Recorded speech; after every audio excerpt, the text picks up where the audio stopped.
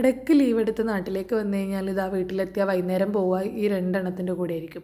മാങ്ങ വറുക്കാൻ പോയാലോ എന്ന് പറഞ്ഞത് മാത്രം ഓർമ്മയുണ്ട്. അവർ രണ്ടും കൂടി മാവിൻ്റെ ചോട്ടിലേക്ക് ഓടിയെത്തി. ചെറിയ ചെറിയ കുഞ്ഞു കുഞ്ഞു മാങ്ങകളൊക്കെ ഇങ്ങനെ വീണുണ്ടായിരുന്നു. അതെല്ലാം എൻ്റെ കയ്യിൽ കൊണ്ടുതന്നു. കഴിഞ്ഞ വർഷം മാങ്ങ പിടിക്കാത്തതിൻ്റെ എല്ലാ സങ്കടവും ഈ വർഷത്തോടെ ഇല്ലാതായി. പക്ഷെ ഞാൻ എല്ലാ സമയത്തും ഇവിടെ ഉണ്ടാവില്ലല്ലോ എന്നുള്ളൊരു ചെറിയ സങ്കടം മാത്രമേ ഉള്ളൂ. രണ്ടാളും കൂടി കുറേ മാങ്ങ ഇങ്ങനെ കളക്ട് ചെയ്ത് വെച്ച് അവസാനം എന്നെ കാണിച്ചു. വീഡിയോ എടുക്കുന്നു പറഞ്ഞു. ഞാനങ്ങനെ കളക്ട് ചെയ്ത് വെച്ച മാങ്ങേൻ്റെ എല്ലാം വീഡിയോയിൽ എടുത്ത് ഇതൊക്കെ ഒരു മെമ്മറിയും കൂടി അല്ലേ എന്ന് ഓർത്തിട്ടാണ് ഈ വീഡിയോസൊക്കെ എടുക്കുന്നത്. അങ്ങനെ ഞാനാണ് കൂടുതൽ എടുത്തതല്ല ഞാനാണെന്നൊക്കെ പറഞ്ഞ് രണ്ടും കൂടി ഇങ്ങനെ വഴക്കായി. ഇപ്പം ഞാൻ പറഞ്ഞ ആ ശക്തിമാൻ എന്നൊക്കെ പറഞ്ഞ് അങ്ങനെ സോപ്പിട്ട് വെച്ചു. ഞങ്ങളുടെ വീട്ടിലുള്ള പഴയ മാവാണിത്.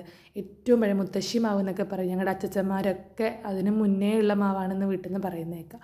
അങ്ങനെ നല്ല 2 പച്ചമാങ്ങ കിട്ടിയപ്പോൾ ഞാനതങ്ങ് എടുത്ത് വെച്ചു. ഉപ്പും മുളകിട്ട് കഴിക്കാമല്ലോ എന്ന് വിചാരിച്ച്. പുളിമരം കൂടി ഉണ്ടായിരുന്നു. ഒണ്ടാമ്പുളി എന്നാണ് ഞങ്ങളതിനെ പറയുക. അപ്പോൾ പുളി എന്ന് പറഞ്ഞത് മാത്രമേ ഓർമ്മയുള്ളൂ. അതേ നേരത്തെ മാവിൻ്റെ ചോട്ടിൽ ഓടിയ പോലെ തന്നെ വടിയും കമ്പൊക്കെ എടുത്ത് പുളി തല്ലിയിട്ടു രണ്ടും കൂടി. ഞാൻ പറഞ്ഞത് പഴുത്താലേ കഴിക്കാൻ പറ്റുമെന്ന്. പക്ഷെ അവർക്കുണ്ടാവും മനസ്സിലാവുന്നത്. പച്ച പുളി തന്നെ അടിച്ചിട്ട് പെറുക്കിയെടുത്ത് എൻ്റെ കയ്യിൽ കൊണ്ടു തന്നു. ഞാൻ പിന്നെ ഒരു പരാതിയും പറയാണ്ട് എൻ്റെ കയ്യിൽ അങ്ങ് വാങ്ങി. നമുക്കെന്നാൽ ഓട്ട മത്സരം വെച്ചാലോടാന്ന് രണ്ടും കൂടി പ്ലാൻ ഇടുന്നുണ്ടായിരുന്നു. അങ്ങനെ ഓടിപ്പോയി. ഞാൻ അവിടെ ബാക്കിയായി. അങ്ങനെ നേരെ എത്തി മാങ്ങേൻ്റെ ചെന കളഞ്ഞു. ഞാനിങ്ങനെ ഉരച്ച് കളയുമ്പോൾ പൊന്നുണ്ണി ചോദിച്ചു അതെന്തിനാ ഉരക്കുന്നേ. ഞാൻ പറഞ്ഞു അത് ചെന കളയാനാണ്. അങ്ങനെ പൊന്നുണ്ണിക്കൊരാഗ്രഹം ഓനും കൂടി ചെന കളയണമെന്ന്. അങ്ങനെ ഓനും കൂടി ചെന കളയാണ്.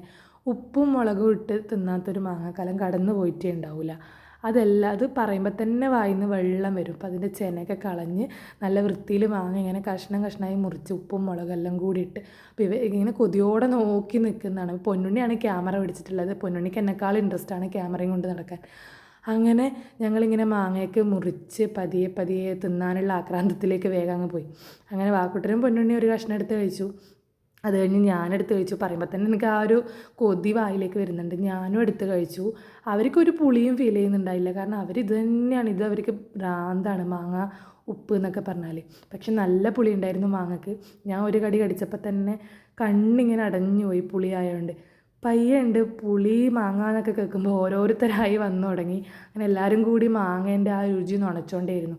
അപ്പോൾ അത് ആ പ്രീതമ്മ അത് ആ പഴുത്ത പപ്പങ്ങായി എടുത്തുകൊണ്ട് വരുന്നു.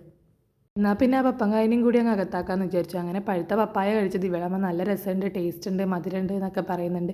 ഞാനതെടുത്ത് ഉപ്പും മുളകൊക്കെ എടുത്ത് പെരക്കി അങ്ങ് കഴിക്കാമെന്ന് വിചാരിച്ചു. അപ്പോൾ വാക്കുട്ടൻ വന്ന് വായി തുറന്നപ്പോൾ അവനും ഒരു കഷ്ണം കൊടുത്തു. ഞങ്ങൾക്ക് എല്ലാവർക്കും ഇങ്ങനെയുള്ള ഐറ്റംസൊക്കെ ഭയങ്കര ഇഷ്ടമാണല്ലോ. മാങ്ങയുടെ കാര്യം നോക്കുമ്പോഴത്തേക്കും ആകെ 2-3 കഷ്ണം മാത്രമേ ബാക്കിയുള്ളൂ. എന്നാൽ പിന്നെ അതും ഞാനും പൊന്നുണ്ണിയും കൂടി അങ്ങ് തീർത്ത് കളഞ്ഞു. സൂപ്പർ എന്നൊക്കെ പറയുന്നുണ്ട്. ഞാൻ എൻ്റെ മണി പ്ലാന്റ് കാണിച്ചു തരാമെന്നെല്ലാം പറഞ്ഞ് എന്നെ കൊണ്ടുപോയി. അങ്ങനെ അവൻ നട്ടതാണ്. കുപ്പിയിൽ വെള്ളവും ചകിരിയൊക്കെ വെച്ച് അവൻ കഷ്ടപ്പെട്ടുണ്ടാക്കിയതെന്നൊക്കെ പറഞ്ഞ് എന്നെ കാണിച്ചു. അപ്പോൾ ഇപ്പുറത്തെ സൈഡിൽ വാക്കുട്ടൻ്റെ ചൂടുവെള്ളം കുടിച്ച് എക്സ്പ്രഷൻ ഇടുന്നു. ചൂടുവെള്ളം കുടിച്ചാലും എക്സ്പ്രഷൻ വരുമെന്ന് ഞാനിപ്പോഴാണ് മനസ്സിലാക്കിയത്. അപ്പോൾ ഇന്നത്തെ വീഡിയോ ഇത്രയേ ഉള്ളൂ. ബായ്.